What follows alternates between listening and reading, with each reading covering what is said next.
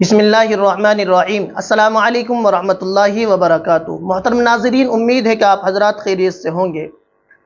آج میں بات کرنے والا ہوں جشن عید میلاد النبی کی سلسلے میں جو بریلوی علماء، بہت علماء کلام پاک کی آیات پڑھتے ہیں اور اکثر یہ آیات پڑھی جاتی ہے وَأَمَّا بِنِعْمَةِ رَبِّكَ فَحَدِّثْ، اور اس آیت کو پڑھنے کے بعد وہ لوگ استدلال کرتے ہیں کہ اللہ کے رسول صلی اللہ علیہ وسلم سب سے بڑی نعمت ہے، اور اللہ تبارک و تعالی نے اپنے کلام پاک کے اندر کہا ہے کہ آپ اپنے رب کی نعمتوں کا خوب چرچا کرو۔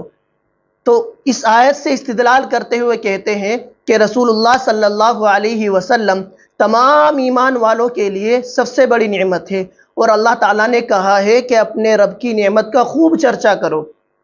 تو اس لیے وہ لوگ بریلوی مسلک سے تعلق رکھنے والے علماء ہو یا اس عقیدے کو رکھنے والا کوئی بھی عوام الناس ہو، وہ سب اس طور پر جشن عید میلاد النبی مناتے ہیں اور دلیل اس آیت کو قرار دیتے ہیں، اور ان کا کہنا یہ ہے کہ سب سے بڑی نعمت اللہ کے رسول صلی اللہ علیہ وسلم ہے، اس لیے اس نعمت کے شکرانے کے طور پر جشن عید میلاد النبی منایا جاتا ہے اور اس آیت سے استدلال کرتے ہیں۔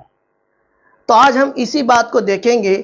چلیے ہم انہی کی کتابوں کی طرف نظر کرتے ہیں کہ ان کی کتابوں کے اندر کیا لکھا ہوا ہے۔ کیا اللہ کے رسول صلی اللہ علیہ وسلم ایمان والوں کے لیے سب سے بڑی نعمت ہے، یا پھر اللہ کے رسول صلی اللہ علیہ وسلم سے بھی بڑی کوئی نعمت ہے ایمان والوں کے لیے؟ انہی کی کتاب فتاوی شارح بخاری، جس کو علامہ مفتی محمد شریف الحسن امجدی نے لکھا ہے، جو انہی کے گھر سے تعلق رکھنے والے ہیں، انہی کے مسلک سے تعلق رکھنے والے ایک مفتی ہیں۔ انہوں نے اپنی کتاب کے اندر لکھا ہے، سوال قائم کیا گیا ہے کیا حضور صلی اللہ علیہ وسلم قرآن پاک سے افضل ہے؟ کسی نے ان سے سوال کیا، حضرت رسالت مآب صلی اللہ علیہ وسلم کی شان اقدس کا مرتبہ بڑا ہے یا قرآن پاک کا؟ بندہ ناچیز نے چند دن پہلے ایک محفل میں دو آدمیوں کو بحث کرتے ہوئے سنا، مگر اپنے کم علمی کے باعث کچھ نہ کہہ سکا۔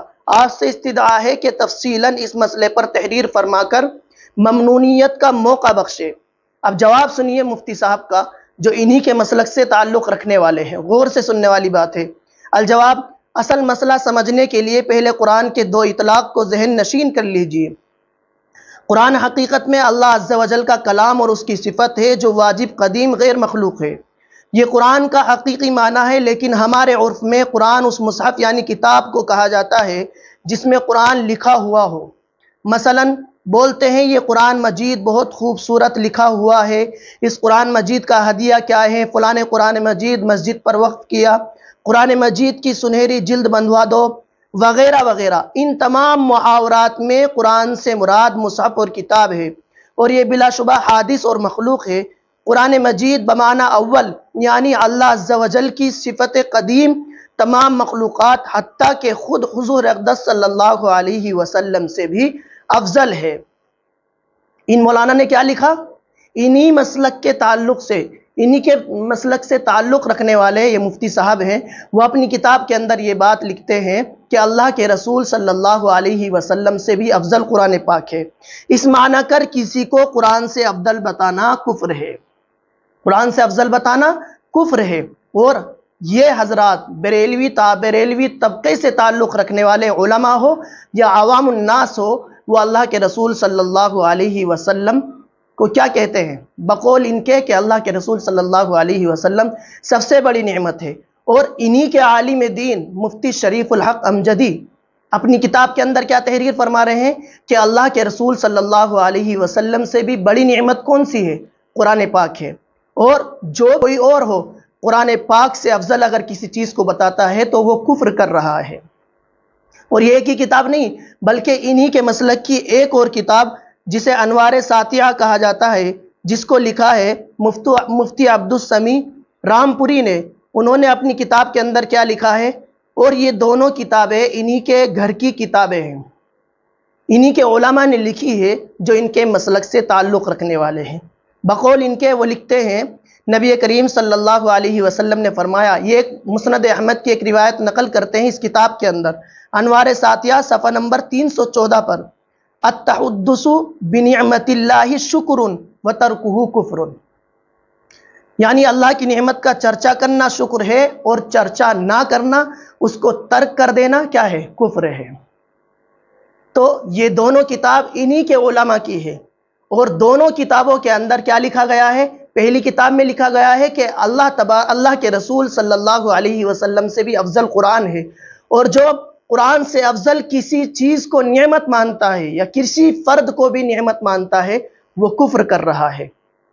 और इन्हीं के मसलक से ताल्लुक़ रखने वाले मुफ्ती अब्दुस समी रामपुरी अपनी किताब के अंदर एक रिवायत नकल करते हैं कि अल्लाह तबारक व ताला की नेमत का चर्चा करना शुक्र है, और उसको झुटलाना और उसको तर्क करना, चर्चे को तर्क कर देना, ये कुफ्र है। अब मेरा बरेलवी हजरात से और उनके मसलक से ताल्लुक़ रखने वाले तमाम उलमा से एक सवाल है। सवाल ये है कि जब अल्लाह के रसूल सल्लल्लाहु अलैहि वसल्लम सबसे बड़ी नेमत है ईमान वालों के लिए बकौल आपके, तो आप उनका जश्न ईद मिलादुन नबी मनाते हैं, और आपकी किताबों के अंदर क्या लिखा हुआ है कि अल्लाह के रसूल सल्लल्लाहु अलैहि वसल्लम से भी बढ़कर के कुरान करीम क्या है? अल्लाह तबारक व ताला की सबसे बड़ी अजीम नेमत है। तो जब आप जश्न ईद मिलादुन नबी मनाते हो, तो ज़माना माजी से लेकर अब तक भी आप में से किसी ने जश्न ईद कुरान नहीं मनाया है, और आपके मुफ्ती साहब ने फतवा क्या दिया है कि नेमत का चर्चा करना शुक्र है और नेमत का चर्चा ना करना कुफ्र है। आप इस बात से लेकर के अपने ऊपर क्या फतवा आयद करेंगे? क्या आप काफिर हैं? नौजुबिल्लाह, आप काफिर हैं? नहीं ना। तो आप खुद अंदाज़ा करिए कि आप कितनी गलती कर रहे हैं कि वअम्मा बिनिअमति रब्बिका फहद्दिस से आपका इस्तिदलाल करना, और आपके उलमा का उस नेमत को अल्लाह के रसूल सल्लल्लाहु अलैहि वसल्लम से भी अफजल बताना, और आप अल्लाह के रसूल को सबसे बड़ी नेमत समझते हैं और उसका खूब चर्चा भी करते हैं, जश्न ईद मिलादुन नबी भी मनाते हैं।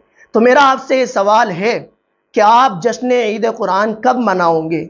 अब बकौल आपके मुफ्तियान किराम के अल्लाह के रसूल से भी अफजल नेमत कुरान पाक है, और उन्होंने क्या कहा कि नेमत का शुक्र अदा करना, नेमत का चर्चा करना शुक्र है, और उसको तर्क कर देना यानी उसका चर्चा ना करना ये कुफ्र है। उम्मीद है कि आप हजरात को ये बात समझ में आ गई होगी। आप लोग खुद अंदाज़ा करें कि हमारे ऊपर क्या फतवा आयद होता है, बरेलवी मसलक पर अमल करने वालों के ऊपर क्या फतवा आयद होता है। क्या आप हजरात काफिर हैं? नौजुबिल्ला। तो आप खुद अंदाज़ा करें कि इन किताबों के अंदर जो दोनों किताबें आपके मसलक से ताल्लुक़ रखने वाले उलमा की है, उन किताबों के अंदर ये लिखा हुआ है, एक में लिखा हुआ है कुरान पाक अल्लाह के रसूल से बड़ी नेमत है, और एक में लिखा हुआ है कि अल्लाह की नेमत का चर्चा करना ये उसका शुक्र है, और उसकी नेमत को झुटलाना और उसका चर्चा ना करना ये कुफ्र है। तो क्या आप काफिर हो सकते हैं? नौजुबिल्ला। आप खुद अंदाज़ा लगाइए और अपनी किताबों में झांक करके देखिए कि जश्न ईद मिलादुन नबी के साथ साथ आप लोग जश्न ईद कुरान कब मनाएंगे। ये आपसे हमारा सवाल है। अस्सलामु अलैकुम वरहमतुल्लाहि वबरकातुहू।